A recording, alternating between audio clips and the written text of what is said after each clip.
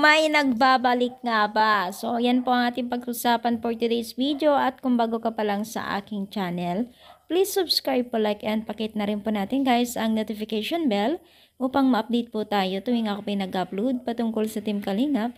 And please support po natin ang buong Team Kalingap, lalong-lalo na po kila Kalingap Rab at Kuya Bat.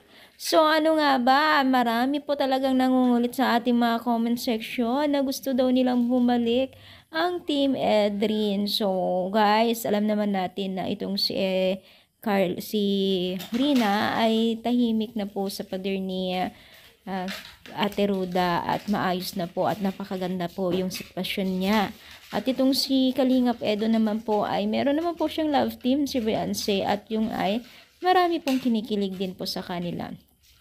So, parang na-miss nila itong Team Edrin, no?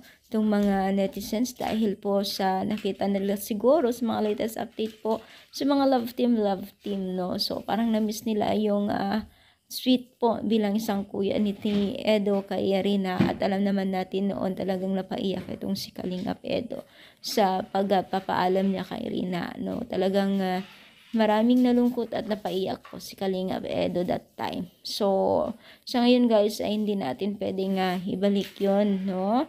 Lalo-lalo pa man po ay talagang si Rina ay hindi po siya pwedeng matrigger sa sakit niya dahil alam naman natin na may sakit talaga itong si Rina sa kanyang pag-isip, pag-awan sa ay natitrigger, no? So, ano sa palagay ninyo? Kayo rin po ba ay isa sa mga gustong bumalik?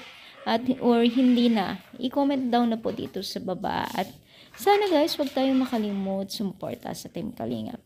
Thank you so much pag-suporta inyo. Thank you and God bless.